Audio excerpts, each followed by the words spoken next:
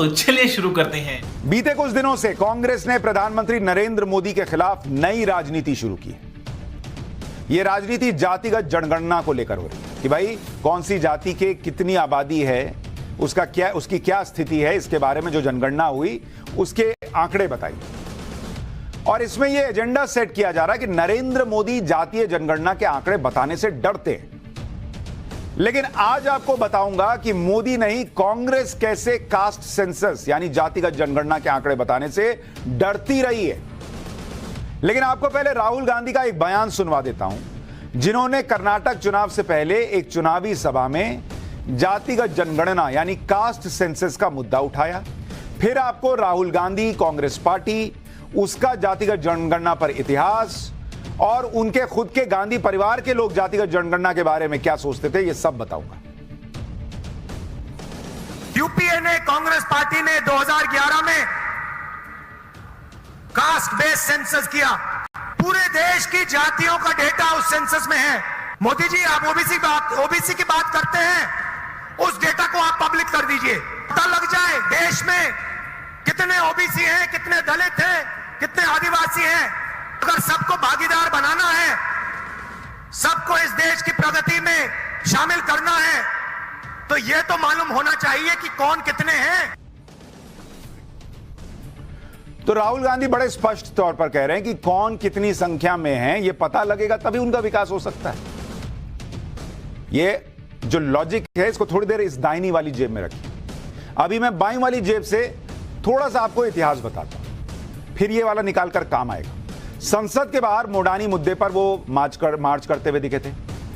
और आप सोचिए कि आप राहुल गांधी को जब सुन रहे हैं, आज राहुल गांधी जातीय जनगणना का मुद्दा उठा रहे हैं, नरेंद्र मोदी से डेटा दिखाने के लिए कह रहे हैं कि बिना डेटा पता चले कैसे विकास होगा भाई इन लोगों का। तो जो आदमी ये सोचता है, अगर उसके पास ये डेटा होता तो आप भी कहेंगे ये तो जरूर दिखा देते। भाई इनके पास डेटा था, जब ये लोग खुद सरकार में थे तब इन्होंने डेटा क्यों नहीं दिखाया, आज तक नहीं बताते। क्योंकि आपको शायद पता ना हो या जानकारी ना हो या किसी को याद ना हो, जो आखिरी जातीय जनगणना जो हुई थी, यह हुई थी साल 2011 में। उस वक्त नरेंद्र मोदी प्राइम मिनिस्टर नहीं थे बॉस, मनमोहन सिंह थे, आपकी खुद की सरकार थी। 2011 से 2014 यूपीए की सरकार रही। तो आपने क्यों नहीं बताया 3 साल में ये डेटा, जातीय जनगणना का 3 साल तक आप डेटा जो है वो पब्लिश नहीं करते हैं। और आज खड़े होकर बता रहे हैं कि बिना ये पब्लिश किए, बिना डेटा बताए विकास ही नहीं हो सकता। ये आपको 2011 से 2014 के बीच समझ में नहीं आया था। और ये जनगणना कराकर डेटा पे बैठे रहे। इसमें खर्चा कितना आया? करीब 5,000 करोड़ रुपए खर्च हो गए। 5,000 करोड़ खर्च करके आपने एक जातीय जनगणना कराई और उसका डेटा सार्वजनिक नहीं किया। देश का इतना पैसा खर्च करने के बाद भी आपने आंकड़े जारी नहीं किए। क्यों भाई? तब आपको समझ में नहीं आ रहा था कि बिना ये डेटा बताए जो पिछड़ी जाति है उनका विकास नहीं हो पाएगा। हाथ में जातीय जनगणना के आंकड़े थे, फिर भी आपने देश के सामने आंकड़े क्यों नहीं रखे? आपको किस बात का डर था? चलिए आप कह रहे हैं नरेंद्र मोदी डरते हैं, आप क्यों डरे हुए थे?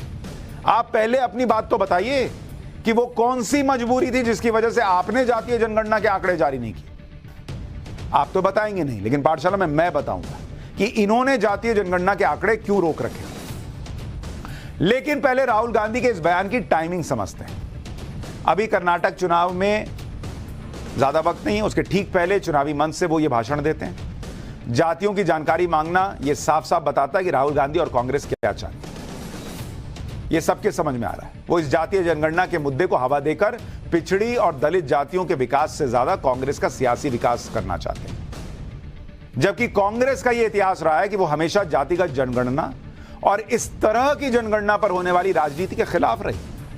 कांग्रेस को कांग्रेस के नेहरू पटेल से लेकर राजीव गांधी तक का इतिहास आज मैं आपको बताऊंगा कि वो जातिगत जनगणना के बारे में क्या कहते थे। राहुल गांधी को सुनना चाहिए कि उनके खुद के पिताजी क्या कहते थे,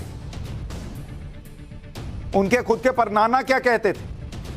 लेकिन पहले ये जान लीजिए, परदादा, लेकिन ये जान लीजिए कि मोदी सरकार 2011 की जातीय जनगणना को रिलीज क्यों नहीं कर रही है। इसके लिए केंद्र सरकार ने सुप्रीम कोर्ट में बाकायदा एफिडेविट दिया था।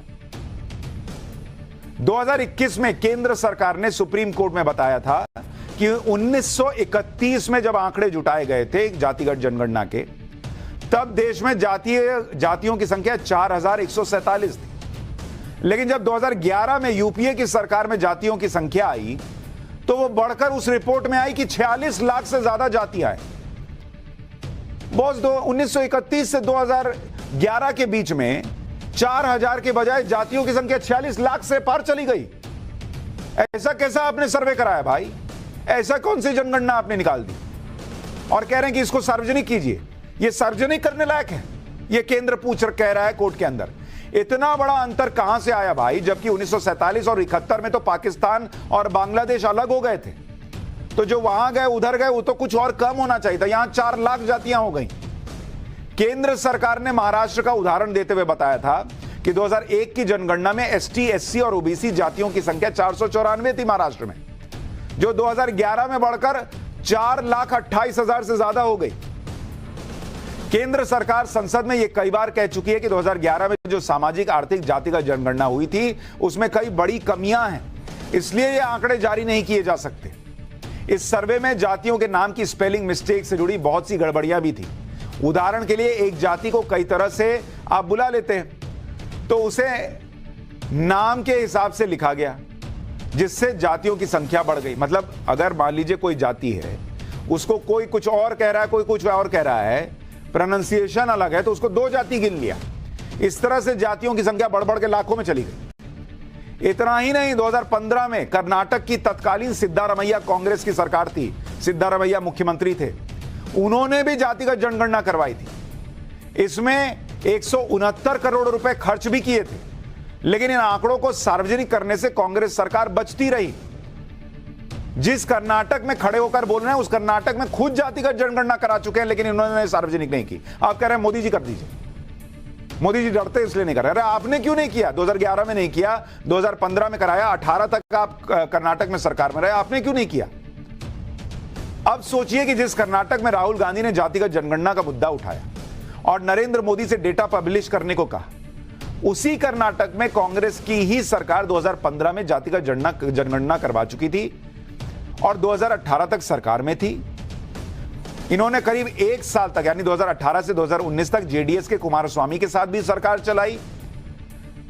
यानी 2015 से 2019 तक कर्नाटक में जातिगत जनगणना के आंकड़े इन्होंने जारी नहीं किए।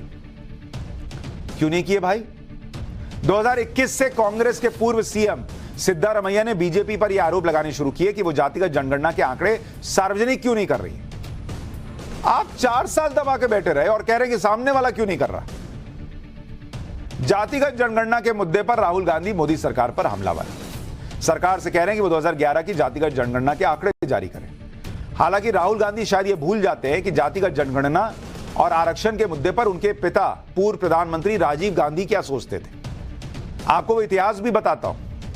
अगस्त 1990 में तत्कालीन पीएम वीपी सिंह ने ओबीसी आरक्षण को लेकर मंडल कमीशन की सिफारिशों को लागू कर दिया था।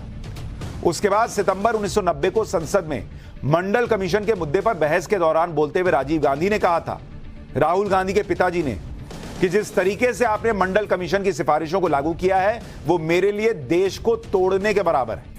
देश का टूटना आपके लिए महत्वपूर्ण नहीं हो सकता, लेकिन मेरे लिए इंपॉर्टेंट है। किसी एक नेता की राजनीतिक फायदे के लिए कांग्रेस खड़े होकर देश को टूटता हुआ नहीं देख सकती। ये राहुल गांधी जी के पिताजी सोचते थे। जिन नेहरू को सबसे ज्यादा कांग्रेस मानती है, उनकी सरकार ने 1951 में ही यह तय कर लिया था कि देश में जातिगत आधार पर जनगणना नहीं की जाएगी। जो जनगणना की जाएगी वो सिर्फ एससी एसटी तक सीमित रहेगी। इस फैसले में उनके साथ बाबा साहब अंबेडकर और सरदार पटेल भी शामिल थे। इन नेताओं का साफ मानना था कि जातिगत जनगणना का मतलब यह है कि देश में गुस्सा और अशांति का माहौल बन सकता है। आज आपको जातीय जनगणना का इतिहास बताता हूं। भारत में पहली बार 1881 में जनगणना हुई थी और तब अंग्रेजों का शासन था। उस समय भारत की आबादी 25 करोड़ 38 लाख थी। तब से हर 10 साल पर जनगणना हो रही थी। 1881 से 1931 तक जातिगत जनगणना हुई, लेकिन 1941 में जातियों के आंकड़े जुटाए गए और उन्हें सार्वजनिक नहीं किया गया। आजादी के बाद 1951 में जनगणना हुई। तब सरकार ने यह तय किया कि सिर्फ SC ST जातियों के आंकड़े कलेक्ट किए जाएंगे। इसके बाद से ही SC ST जातियों के आंकड़े जारी होते हैं, लेकिन OBC और दूसरी जातियों के आंकड़े नहीं होते। इस कारण OBC की सही आबादी का अनुमान लगाना मुश्किल है। 1990 में केंद्र की VP सिंह की सरकार ने दूसरा पिछड़ा वर्ग आयोग की सिफारिशों को लागू किया था। इसे मंडल आयोग के नाम से जाना जाता है। इसने देश में OBC की 52% आबादी होने का अनुमान लगाया था। और मंडल कमीशन की सिफारिशों के बाद देश में कैसी आग लगी थी यह देश जानता है। और उसके बावजूद राहुल गांधी चाहते हैं कि आज की डेट में जातिगत जनगणना के आंकड़े जारी किए जाएं।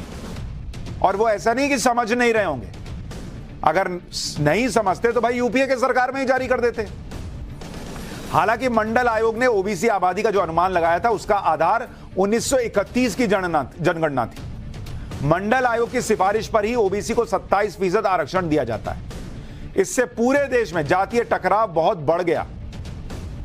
अब इसके पीछे की कांग्रेस की पॉलिटिक्स भी समझिए।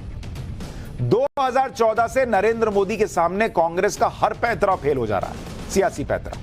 वो 2 लोकसभा चुनाव हार चुकी है। पिछले 8 साल में उसे ज्यादातर विधानसभा चुनाव में बुरी हार मिली है। इस दौरान कई कांग्रेस के दिग्गज नेता पार्टी छोड़कर जा चुके हैं और कांग्रेस का वोट बैंक दूसरी तरफ शिफ्ट हो गया है, जबकि दूसरी तरफ बीजेपी का वोट बैंक बहुत मजबूत हुआ है। क्यों कांग्रेस को इससे मतलब है कि भाई ये आंकड़े आ जाए, भले देश में कुछ हो जाए? आपको यह भी बताता हूं। अगर आप इसको देखेंगे, कांग्रेस और बीजेपी के बीच में आपको अंतर दिखाता हूं कि कैसे चीजें बदली हैं। और ये लोकसभा का आपको बता रहा हूं।